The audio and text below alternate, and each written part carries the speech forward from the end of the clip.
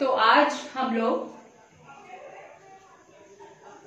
अध्याय 2 प्रश्नावली 2 का प्रश्न 5 अटेंड करेंगे। प्रश्न 5वां जो है वो है आपका कि 15 किलोग्राम चाय तथा 17 किलोग्राम कॉफी का मूल्य 183 रुपए है। ठीक है, 15 किलोग्राम चाय तथा 17 किलोग्राम कॉफी का मूल्य 183 रुपए है तथा 25 किलोग्राम चाय व 13 किलोग्राम कॉफी का मूल्य 213 रुपए है। तो 7 किलोग्राम चाय व 1 किलोग्राम कॉफी का मूल्य ज्ञात कीजिए। ठीक है, ये आपका क्वेश्चन है। तो कभी भी हम चर राशियों के सवाल हल करते हैं, दो चर राशियों के सवाल रैखिक समीकरण के, तो वहां पर हमको दो समीकरण चाहिए होता है। ठीक है, तो हम अपने प्रश्नों से हमेशा दो समीकरण बनाने की कोशिश करते हैं। जो हमें प्रश्न दिया गया रहता है उन प्रश्नों से हम दो समीकरण बनाते हैं और उन दोनों समीकरणों को किसी भी विधि से हल करके हम क्या करते हैं, एक्स और वाई का मान निकालते हैं। तो ये इसी प्रकार हम सवाल को बनाते हैं। तो जब हमारा पहला सवाल ये है कि 15 किलोग्राम चाय तथा 17 किलोग्राम कॉफी, ठीक है, तो का मूल्य जो है 183 रुपए है और लास्ट में पूछ रहा है कि 7 किलोग्राम चाय व 1 किलोग्राम कॉफी। ठीक, तो हम हमेशा एक से शुरू करते हैं। तो हम यहाँ पर मानेंगे कि 1 किलोग्राम चाय का मूल्य, क्योंकि हमको चाय और कॉफी का मूल्य निकालना है, तो हम वहीं से शुरुआत करते हैं कि 1 किलोग्राम चाय का मूल्य जो है वो x रुपए है और 1 किलोग्राम कॉफी का मूल्य y रुपए। हमारे चर राशि x और y ही रहेंगे तो हम x और y पदों में ही ज्ञात करेंगे। तो 1 किलोग्राम चाय का मूल्य x रुपए और 1 किलोग्राम कॉफी का मूल्य y है। अब क्वेश्चन में हमको दिया है कि 15 किलोग्राम चाय व 17 किलोग्राम कॉफी का मूल्य टोटल 183 है। तो हम 15 किलोग्राम चाय ज्ञात करेंगे। तो 15 किलोग्राम चाय का मूल्य कितना होगा, 15x रुपए। क्यों? क्योंकि 1 किलोग्राम चाय का मूल्य x रुपए है, तो 15 किलोग्राम चाय का मूल्य कितना होगा, 15x रुपए। उसी प्रकार 1 किलोग्राम कॉफी का मूल्य y रुपए है, तो 17 किलोग्राम कॉफी का मूल्य कितना होगा, 17y रुपए। ठीक है, यहां तक समझ आया? तो जो क्वेश्चन का हमारा प्रथम शर्त है क्वेश्चन के कि 15 किलोग्राम चाय और 17 किलोग्राम कॉफी का मूल्य 183 रुपए है। तो 15 किलोग्राम चाय और 17 किलोग्राम कॉफी का टोटल जो मूल्य है वो 183 रुपए है। तो हमने लिखा 15x मतलब 15 किलोग्राम चाय, 17y मतलब 17 किलोग्राम कॉफी, दोनों का जो रेट है वो 183 रुपए। तो 15x प्लस 17y इक्वल 183। ये हमारा हुआ फर्स्ट इक्वेशन। उसके बाद सेकेंड बोल रहा है आपको क्वेश्चन में कि 25 किलोग्राम चाय का मूल्य और 13 किलोग्राम कॉफी। तो 25 किलोग्राम चाय का मूल्य 25x होगा और 13 किलोग्राम चाय का मूल्य 13y होगा। ठीक है, तो टोटल कितना हो रहा है, 213। मतलब द्वितीय शर्त हमारी होगी 25 किलोग्राम चाय और 13 किलोग्राम कॉफी का मूल्य है 213 रुपए। मतलब 25x धन 13y बराबर 213। तो अब हमको दो समीकरण मिल गए। अब हम इन दोनों समीकरणों को हल करेंगे और x और y का मान निकालेंगे। ठीक है, तो दोनों समीकरणों को आप किसी भी विधि से हल कर सकते हैं, पर सबसे अच्छी विधि जो होती है वो होती है विलोपन विधि। तो हम विलोपन विधि से सवाल को हल करेंगे। अब देखिए, ये हमारा दोनों समीकरण है। 15x प्लस 17y इक्वल 183 और 25x प्लस 13y इक्वल 230। ठीक है, इन दोनों समीकरणों को हम विलोपन विधि से हल करेंगे। तो जैसा कि मैंने बताया था कि विलोपन विधि में हम क्या करते हैं, अपने x और y मतलब चर राशियों के गुणांकों को बराबर करने की कोशिश करते हैं। या तो x के गुणांकों को बराबर कीजिए या तो y के। ठीक है, तो हम समीकरण को देखेंगे और समीकरण में जो भी सरल लगेगा हमको उस तरीके से करेंगे। ठीक है, अब देखिए यहाँ पर जनरली होता क्या है, हम लोग x के, अगर हमको x के पद बराबर करने हैं तो हम लोग इसके गुणांक को यहाँ गुणा करते हैं और इसके गुणांक को यहाँ गुणा करते हैं। पर चूंकि यहाँ पर देखिए 25 का यदि हम इस समीकरण में गुणा करते हैं और 15 का यदि हम इस समीकरण में गुणा करते हैं तो जो हमको संख्याएं हैं वो बहुत बड़ी मिलेंगी है। तो हमेशा थोड़ा सा दिमाग लगा के सवाल को हल किया जाता है। तो यहाँ पर हम ये देखेंगे कि इन दोनों संख्याओं में हम कौन कौन सी संख्या का गुणा करें कि जो इनके गुणांक है वो आपस में बराबर हो जाए। जैसे देखिए 15 के भी पहाड़े में 75 आता है, 15 पंचे 75, और 25 के पहाड़े में भी 75 आता है, 25 तिया 75। मतलब हम इन दोनों के गुणांकों को क्या कर सकते हैं, 75 बना सकते हैं। तो 75 बनाने के लिए हमको इसमें 25 और इसमें 15 का गुणा नहीं करना पड़ेगा, हमको छोटी संख्या। तो क्या होगा, ऐसा करने से क्या होगा कि हमको ये छोटे मान प्राप्त होंगे और छोटे मान को हल करना ज्यादा सरल होता है। ठीक है, तो यहाँ पर इस समीकरण में हम गुणा कर देते हैं 5 का और इस समीकरण में हम गुणा कर देते हैं 3 का। देखिए 15 पंचे 75 आ जाएगा और यहाँ पे 25 तिया 75 आ जाएगा। ठीक है, तो दोनों गुणांक आपस में बराबर हो जाएंगे, कट जाएंगे, तो पहले हमको y का मान मिलेगा और y के मान को हम किसी भी समीकरण में रखेंगे तो हमको x का मान मिलेगा। ठीक है, तो यहाँ हम गुणा करते हैं। आप लिखेंगे समीकरण 1 में 5 तथा समीकरण 2 में 3 का गुणा कर घटाने पर। ठीक है, तो आप समीकरण 1 में जो है वो गुणा कर दीजिए, तो 15 पंचे 75x आएगा। ठीक है, आप 17 में 5 का गुणा करेंगे तो 17 पंचे 85y आएगा और 183 में आप 5 का गुणा करते हैं तो 915 आएगा। ठीक है, उसी प्रकार 25 तिया आपका 75x आ जाएगा, 13 तिया 39y आ जाएगा और 213 में गुणा करते हैं तो 3 तिया 9, 3 एकम 3 और 3 दूनी 6 आ जाएगा। ठीक है, अब घटाने भी बोल रहा है तो माइनस माइनस माइनस, ये तो कैंसिल हो जाएगा। 85 में आप 39 घटा दीजिए तो 15 में 9 घटाया आपने तो 6 आया और 7 में 3 घटाया तो 4 आया, 46y आ गया। ठीक है, चिन्ह लगेगा, बड़ी संख्या था। यहाँ पर आपने किया तो 15 में 9 घटाया तो 6 आया, उसके बाद 10 में 3 घटाया तो 7 आया और 8 में 6 घटाया तो 276 आया। अब आप हल कर दीजिए, y बराबर 276/46, काटेंगे तो y इक्वल 6। ठीक है, y की वैल्यू आ गई आपकी 6। ठीक, अब इस y की वैल्यू को आप समीकरण हल कर दिए, हल कर चुके हैं, तो आप लोगों को करना बहुत सरल होगा जिन्होंने कर लिया होगा।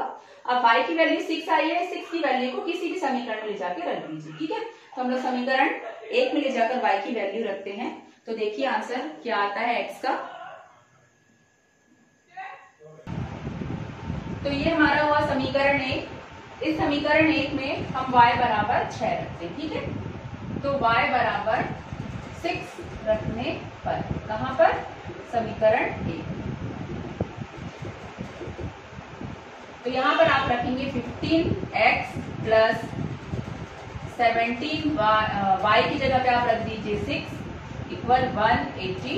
ठीक है, तो ये आपका हो गया 15x, 17 6 102, 183, 15x 183 माइनस 102, 15x 3 में 2 गया 1 आया, 8 में 0 गया 8 आया, तो हमको मिला x इज इक्वल टू 81/50।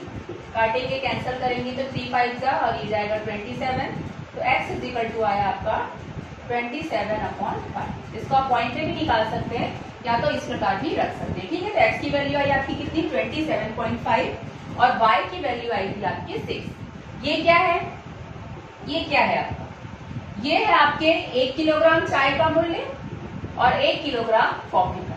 ठीक है, 1 किलोग्राम कॉफी 6 रुपए में आ रही है और 1 किलोग्राम चाय जो है वो 27/5, यदि आप निकालते हैं तो 5 पंचे 25 और 5 चौक 20, मतलब 5 रुपए 40 पैसे में आ रही। ठीक है, तो ये आपका हो गया x और y की वैल्यू। अब आपको क्वेश्चन में पूछ रहा है कि 17 किलोग्राम चाय व 1 किलोग्राम कॉफी का मूल्य ज्ञात कीजिए। तो 17 किलोग्राम चाय, तो हम अपना समीकरण बनाएंगे 17x प्लस 1y, क्योंकि वो पूछ रहा है 17 किलोग्राम चाय और 1 किलोग्राम कॉफी। तो 17 किलोग्राम चाय बोलने से 17x प्लस 1 किलोग्राम कॉफी बोलने से 1y की वैल्यू क्या होगी। तो अभी हमने निकाला 17, x की वैल्यू अभी हमने निकाली, या तो 5.4 लिखी है 27/5 लिखी, उससे फर्क नहीं पड़ता। तो 27/5 प्लस 1 और y की वैल्यू थी 6, हमको इसकी वैल्यू निकालनी है। तो हल करेंगे, तो यहां से हल करते हैं, आपको 17 ही था,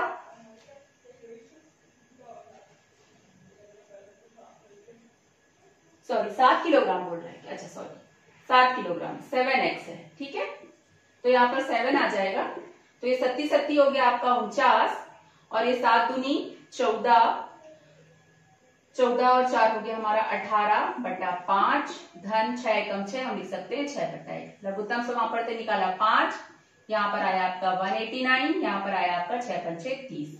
इसको हल किया तो आपको मिलेगा 9, 3 8 11 219/5। और आगे हल करेंगे तो आपका मिला 5 चौक 20, 19 बचा, 5 तिया 15, 5 अट्ठे 40। ठीक है, तो ये आपका आंसर है कि 7 किलोग्राम चाय और 1 किलोग्राम कॉफी का मूल्य जो है आपका 43 रुपए 80 पैसे होगा। ठीक है, तो इस प्रकार आप किसी भी सवाल से दो समीकरण निकालेंगे, उन दो समीकरणों को हल करेंगे, एक्स और वाई के मान निकालेंगे और क्वेश्चन में जो भी पूछ रहा है उस समीकरण को बनाते हुए उस क्वेश्चन का उत्तर देंगे। ठीक है, तो ये था आपका 5वां सवाल। उम्मीद है कि 5वां सवाल आपको समझ आया होगा। तो इसके बाद 6वां सवाल देखते हैं। 6वां, एक व्यक्ति के पास कुछ कबूतर तथा कुछ गाय हैं। एक व्यक्ति है, उसके पास कुछ कबूतर हैं तथा कुछ गाय हैं। उन दोनों की आंखों की कुल संख्या, कबूतर तथा गाय दोनों की आंखों की कुल संख्या 120 तथा पैरों की कुल संख्या है 180। ठीक है, कबूतर तथा गायों की आंखों की कुल संख्या 120। जितने भी उनके पास कबूतर और गाय हैं सभी के आंखों की कुल संख्या जो है 120 है और सभी के पैर मिलाकर उनकी संख्या है 180। तो बताइए व्यक्ति के पास कितने कबूतर और कितनी गाय है। ठीक है, तो शुरुआत हम वहीं से करेंगे अपना अचर पद मानते हुए कि हम मानते हैं कि माना कि गायों की संख्या जो है वो x है, जितनी भी गाय है उसके पास उनकी संख्या x है और कबूतरों की संख्या जो है वो y। ठीक है, अब वही काम कि हम अपने प्रश्न से दो समीकरण निकालेंगे। ठीक है, तो दो समीकरणों पे आपको दो चीजें दी हुई हैं। तो पहली चीज आपको दी हुई है कि जिनकी आंखों की कुल संख्याएं 120 है। ठीक है, अब यहाँ पर ये जानने की जरूरत है कि गायों की आंखें और कबूतरों की आंखें। सबसे पहले ये ध्यान देना है कि एक गाय के पास कितनी आंखें होती है, 2, और एक कबूतर के पास भी कितनी आंखें होती है, 2। मतलब एक गाय जो है 2 आंखों की संख्या हो रही है। तो यहां पर जब हम लिखेंगे आंखों की संख्या हो रही है तो यहां पे हम लिखेंगे गाय के आंखों की संख्या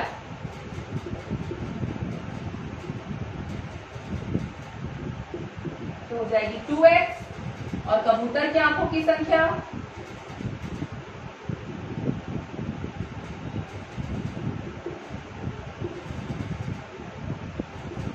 बराबर 2। ठीक है, जो गायों की संख्या तो x है पर उसकी आंखों की संख्या कितनी है, जितनी भी गाय है उसकी 2 गुनी, क्योंकि हर एक गाय के पास 2 आंखें हैं। और कबूतरों की आंखों की संख्या जितनी कबूतर है उससे दुगनी, क्योंकि हर कबूतर के पास 2 आंखें हैं। तो गाय के पास आंखों की संख्या 2x हो जाएगी और कबूतरों के पास भी आंखों की संख्या जो है वो 2y हो जाएगी। अब क्वेश्चन ये बोल रहा है कि जिनके आंखों की कुल संख्या है 120। तो यहाँ से हमारा प्रश्नानुसार शुरू होगा। प्रथम शर्तानुसार बोल सकते हैं, प्रथम प्रश्नानुसार बोल सकते हैं। तो कबूतर की आंखों की गाय की आंखों की संख्या, कबूतर, टोटल संख्या जो है वो कितनी है, 120। तो ये हमारा हुआ पहला समीकरण। ठीक है, तो 2x + 2y = 120। वैसे ही गाय के पैरों की संख्या, अब पैर की बात हो रही है तो गाय के कितने पैर होते हैं, 4 पैर। तो गाय के पैरों की संख्या हमारे पास हो गई 4x, क्योंकि गाय की संख्या x है और उनके पैर कितने हैं, 4, तो ये हो गया 4x। और कबूतर के पैरों की संख्या